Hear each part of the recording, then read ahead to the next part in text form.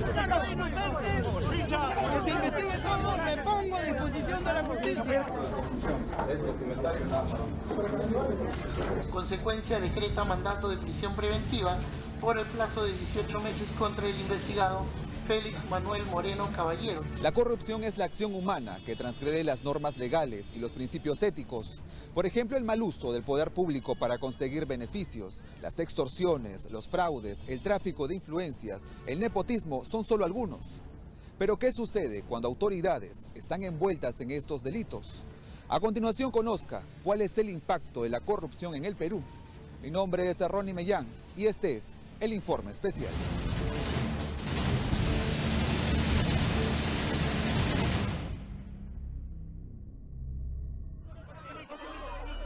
El caso del gobernador regional del Callao, Félix Moreno, quien cumple una orden de 18 meses de prisión preventiva por el caso Odebrecht, se suma a la larga lista de ex autoridades regionales que afrontan procesos por distintos delitos de corrupción y otras sentenciadas por diversas irregularidades. Pero están en todas partes. 6 alcaldes distritales en Apurímac, en prisión. Varios gobernadores regionales que fueron capturados después de que estaban fugados. Gerardo Viñas fue traído del Ecuador. Wilfredo Oscolima fue capturado en Lima. Él era gobernador regional de Ayacucho. Fue capturado después de que estaba en el cuadro de recompensas del Ministerio del Interior. Iván Vázquez estuvo también en algún momento fugado. Elías Segovia de Apurímac estuvo en algún momento fugado, ¿no? El señor Carlos Burgos está fugado y está condenado a 16 años de prisión. Otro de los casos representativos es el de César Álvarez, exgobernador de Ancash, quien cumple prisión preventiva desde el 2014. Es investigado por ser parte de una red criminal que habría operado desde el gobierno regional, sobrevalorando el costo de las obras y por haber realizado acciones de amedrentamiento contra sus opositores. Se le acusa también de ser el autor intelectual del asesinato del ex consejero regional Ezequiel Nolasco y su hijo político. La Fiscalía pide 35 años de pena privativa de la libertad. Ya han sido beneficiados varios actores. Una red de gremios, una red de sindicatos, una red de periodistas, una red de empresarios, una red de consultores, una red de contratistas, una red de sicarios. Entonces, han sido beneficiados varios por buen tiempo. Cuando había algún opositor, algún periodista que, entre comillas, fastidiaba, estos famosos chalecos se encargaban de hacerlo callar. Y la manera no era decirle, por favor, silencio. La manera era un poquito más ruda, por decirlo de alguna manera, agresiva, violenta. Llega al asesinato, ¿no? El sucesor de Álvarez, Waldo Ríos, dejó el cargo en el 2016, al ser condenado a 5 años de prisión por irregularidades en las obras de electrificación de plazuelas, parques y calles de Huaraz entre 1999 y 2000, durante su gestión como alcalde. Al estar Waldo Ríos en prisión, asumió la dirección de la región el vicegobernador Enrique Vargas Barnechea, quien este mes corrió la misma suerte de su líder, siendo sentenciado a 5 años de prisión por haber mentido en su hoja de vida presentada al Jurado Nacional de Elecciones. El exfuncionario, de acuerdo a la Fiscalía, presentó certificados de estudios falsos. Vargas Barnechea señaló que contaba con estudios superiores en Chile, pero no pudo comprobarlo durante el proceso judicial. Falsificación de documentos y general falsedad genérica y agravio del Estado presentado por el Procurador Público del Jurado Nacional de Elecciones. La pena privativa de libertad de 5 años por el carácter efectiva. Hasta el momento, son 9 exgobernadores sentenciados y 5 investigados, 4 de ellos con prisión preventiva. Estas cifras solo señalan a los líderes, a los rostros, a las personas en quienes la población confió para el desarrollo de su localidad, pero que ahora poco a poco se van decepcionando. Pero en realidad, ¿cuántas investigaciones existen? ¿Cuántos procesos están abiertos a funcionarios que integran los gobiernos regionales y locales? Los gobiernos regionales son agraviados en 3.349 investigaciones. En el caso de las municipalidades provinciales, resultan agraviadas en 4.985 investigaciones que se encuentran en trámite. y en el caso de las municipalidades distritales, estas resultan agraviadas en 8.994 investigaciones. Cifras, vuelvo a insistir, alarmantes, que nos llaman bastante la atención y que nos comprometen obviamente en el trabajo de defensa, ¿no?, que tenemos que ejercer como Procuraduría. Los casos de corrupción se observan en los distintos niveles de las instituciones estatales a nivel nacional. Expertos señalan que esto es producto de un mal diseño de descentralización que se emprendió en el 2002. En primer lugar, un proceso de descentralización que dejó mucho que desear. Desde un primer momento hubo quienes cuestionaron, me parece con mucha razón, que se crearan gobiernos regionales donde no existían regiones, ¿no? Se tomó esa decisión por una evaluación política que a mi juicio resultó equivocada.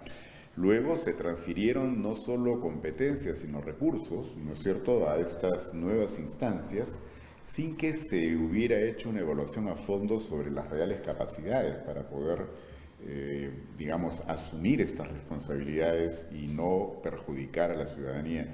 Pero de manera muy importante está el hecho también de que se transfieren recursos, ¿no es cierto? Entonces hay ya no solo lo que era el Fondo Común de Municipalidades, sino el canon, ¿no?, y una distribución bastante injusta en muchos casos sobre los recursos o la riqueza que proviene de recursos naturales. Y todo esto entonces nos lleva a la idea de que en buena cuenta la corrupción efectivamente se ha descentralizado.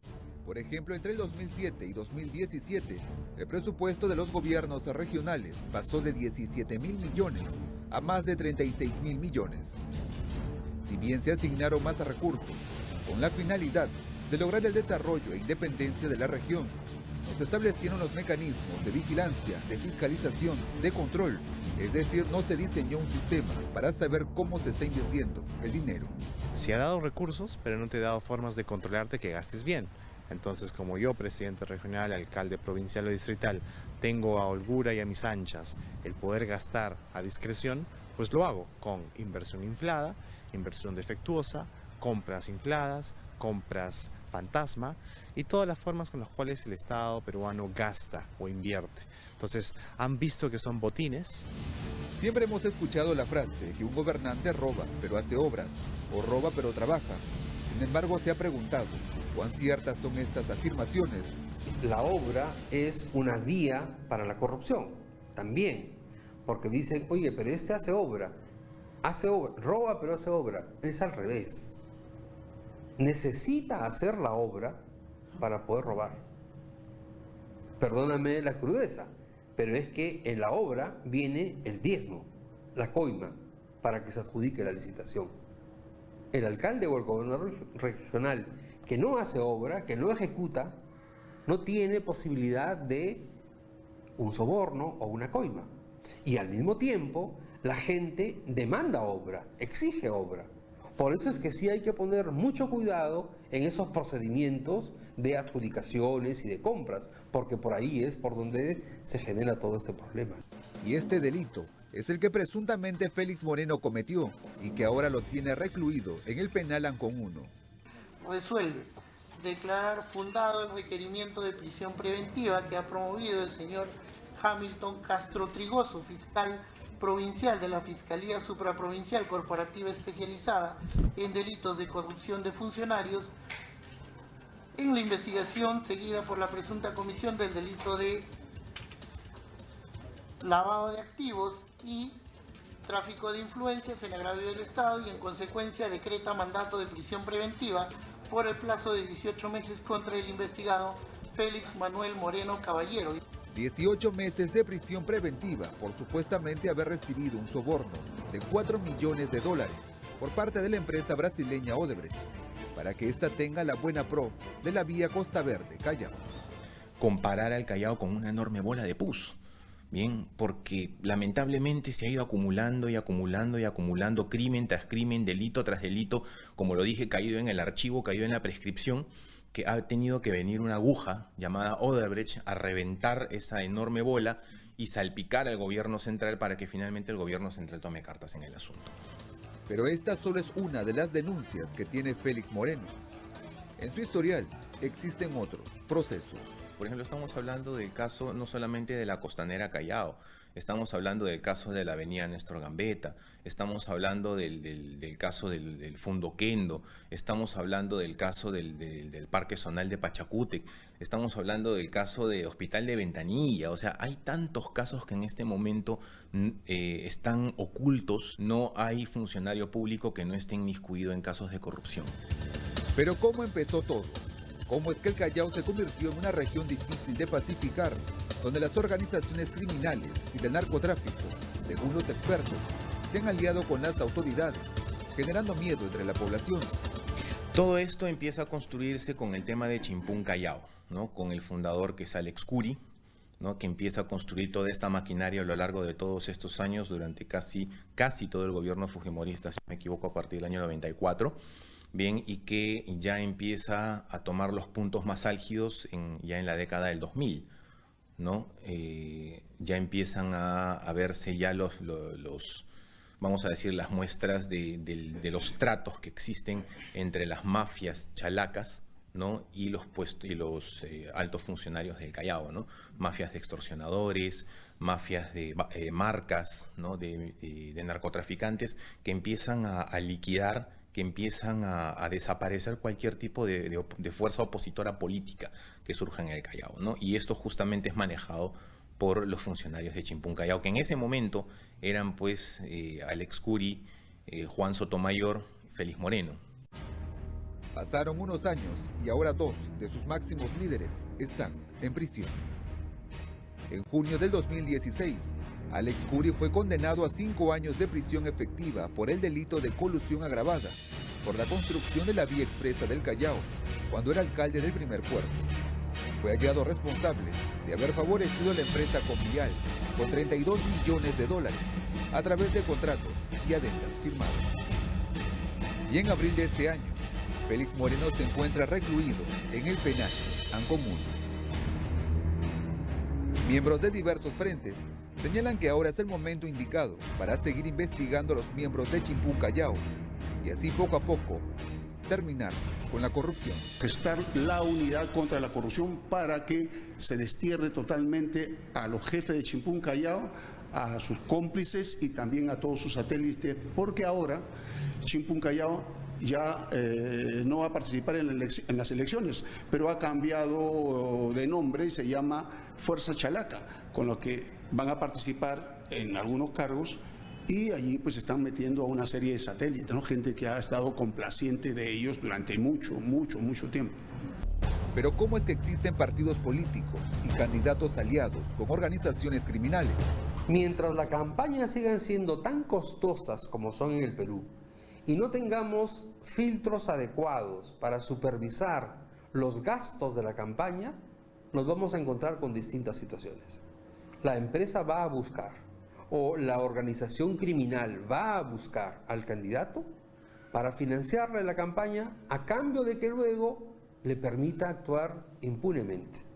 Narcotráfico, minería ilegal, trata de personas, tráfico de terrenos o lo que fuere. Y en otros casos el candidato buscará a estas cabecillas para pedirles que le financien la campaña, obviamente no de gratis, sino a cambio de favores que serán pagados después cuando acceda al poder, ¿no? La corrupción en las entidades del Estado genera un impacto en el desarrollo de los lugares donde las autoridades fueron elegidas. Un acto de corrupción que para un ciudadano de a pie, el caso Odebrecht, sean 20, 30, 40 millones, no me interesa porque no me impacta, entre comillas. Si lo ponemos en blanco y negro, sí impacta, porque eso significa menos obras de agua y saneamiento, menos pistas, menos veredas, menos colegios, porque los pagos de estos sobornos o de estas coimas encarecen las obras que el Estado contrata. Por lo tanto, si yo pago por un colegio lo que debería pagar por hacer 3, el directamente perjudicado va a ser el ciudadano y además el desarrollo del país, ¿no? Porque es diferente que yo tenga un país con 1000 colegios que un país con 100 colegios, ¿no? Ya desde eso es un indicativo del desarrollo de un país, de un Estado, ¿no? No solo los gobernadores están envueltos en casos de corrupción, sino también alcaldes. Tras la pausa, conozca qué autoridades están involucradas y qué se debería hacer para enfrentar estas irregularidades. Con esto y más, regresamos.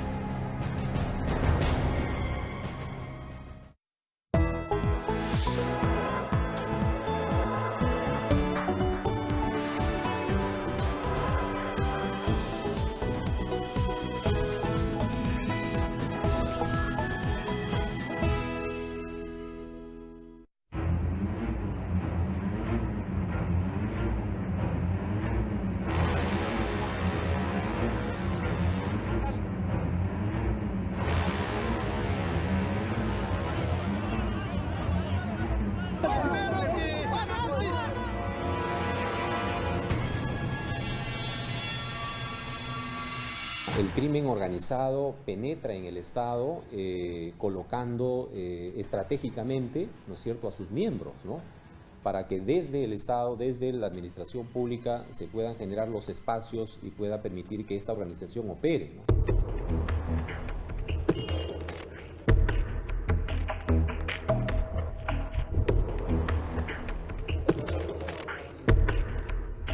Tenemos también, por otro lado, una ciudadanía poco exigente. Hay un problema de valoración del voto. Los electores y electoras estamos en general decidiendo, al parecer, sin pensarlo mucho. 9 exgobernadores sentenciados, 5 investigados y 4 de ellos con prisión preventiva. Pero la corrupción combinada con la criminalidad no solo está presente en esa instancia del Estado, sino también en los municipios. En la segunda parte de este informe especial, conozca qué mecanismos se deberían establecer para hacer frente a este problema y cómo nosotros, como ciudadanos, podemos contribuir.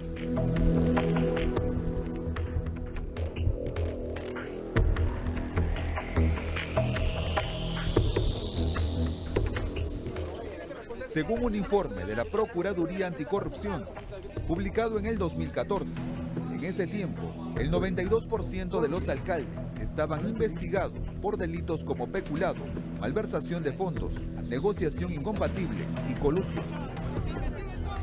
Uno de los últimos casos fue lo ocurrido con el alcalde de Chilca, Richard Ramos, detenido por presuntamente pertenecer a una organización criminal.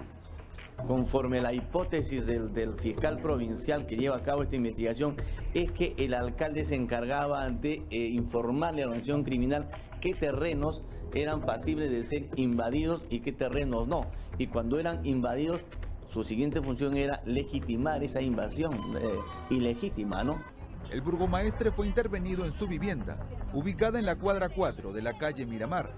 En esta parte de Chilca, las viviendas son muy separadas y modestas. Al menos así parecen por la fachada que presentan.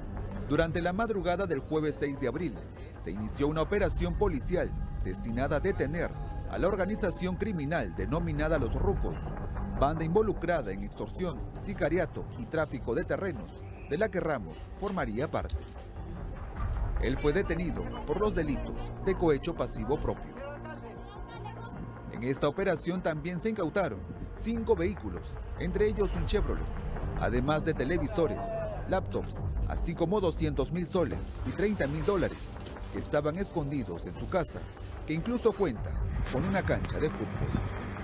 Para lograr este resultado, 700 policías y 80 fiscales realizaron detenciones en inmuebles de Chilca, Cañete, así como en Breña, Chorrillos, Cercado de Lima, Miraflores, San Borja, San Martín de Porres, Surco y Pucusaca.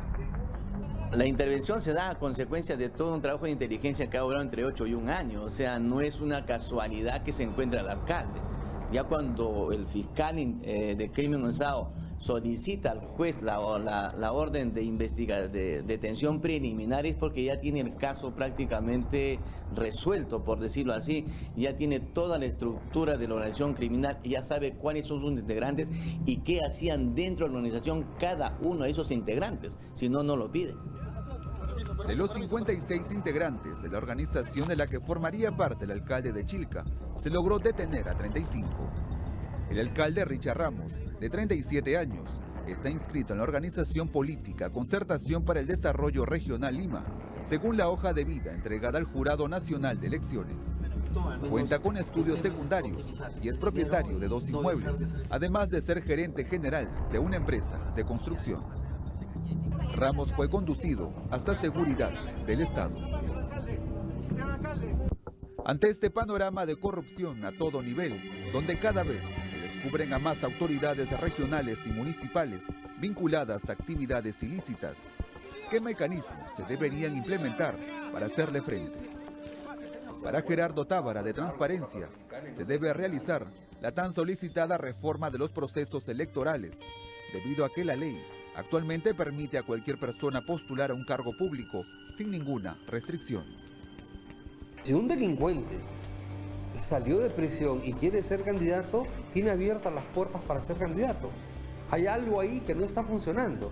O si una persona está en prisión preventiva porque hay serios indicios, cualquiera no va a prisión preventiva.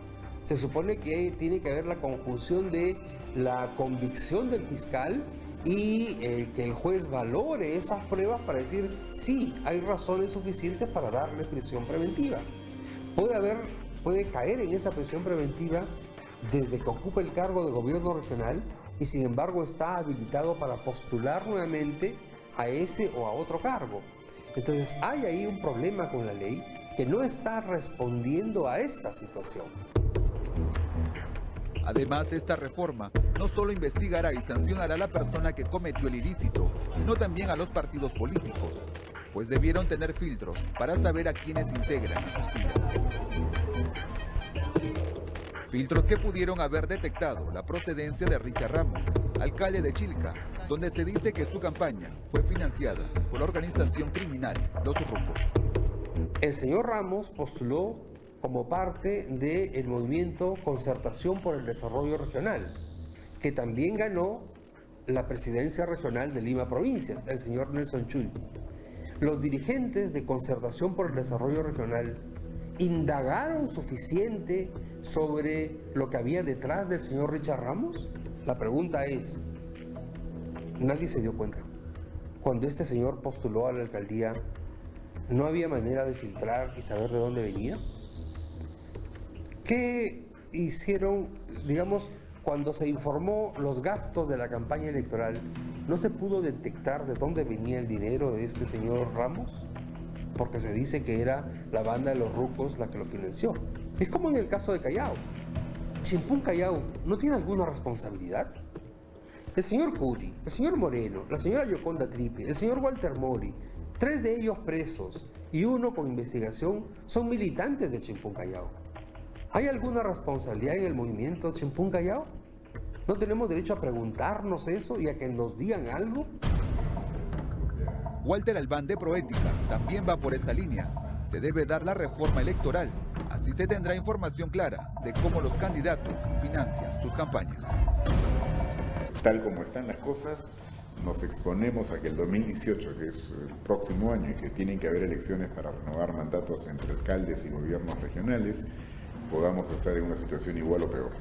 De lo que se trata es de que el Congreso no postergue más las reformas que tiene que hacer en materia electoral para evitar que la plata sucia, la plata que viene del crimen organizado, pueda estar financiando campañas y candidatos. Diversos frentes del Primer Puerto consideran que el Callao es un tema aparte, donde se tiene que realizar un arduo y estratégico trabajo para luchar contra la corrupción, porque existen organizaciones criminales de diversos rubros, sicariato, extorsión, secuestro, narcotráfico, entre otros, que están instaladas en algunas zonas y están aliadas con las autoridades para que les permitan operar. Por ello manifiestan que un paso importante sería que los integrantes de Chimpún Callao no estén más en el poder debido a que tienen nexos con estas redes. Y en este proceso cumple un rol muy importante la población al no elegirlas. Han sido 20 años que Chimpún Callao, hoy día llamado Fuerza Chalaca, bien, ha estado acostumbrado a proceder de esa manera, a apoyarse en un sistema judicial que los proteja para que los delitos no los saquen de los cargos. Entonces se han sentido confiados y los mismos políticos que han cometido uno tras otro crimen van a seguir postulando los mismos cargos públicos. Tenemos a personas muy allegadas al gobierno regional que en este momento ya están presentando campañas. Chimpún Callao tiene a sus líderes en problemas con la justicia. Su fundador Alex Curi se encuentra preso. Félix Moreno está con prisión preventiva, recluido en el penal Ancón 1. Y su sucesor, Walter Mori, tiene investigaciones relacionadas al caso Lavallato. Establecemos que la única solución es que se intervenga el gobierno regional, que el Estado investigue a fondo a todas las instituciones, al gobierno regional, a la alcaldía provincial, a las alcaldías distritales, a los alcaldes, a los postulantes a la alcaldía, incluso a los postulantes hay que investigar.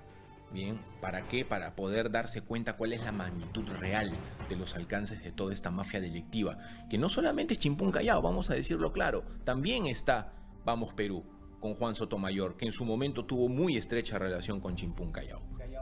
Agregó además que los procesos que se están llevando en el Poder Judicial del Callao pasen a Lima para que tengan transparencia.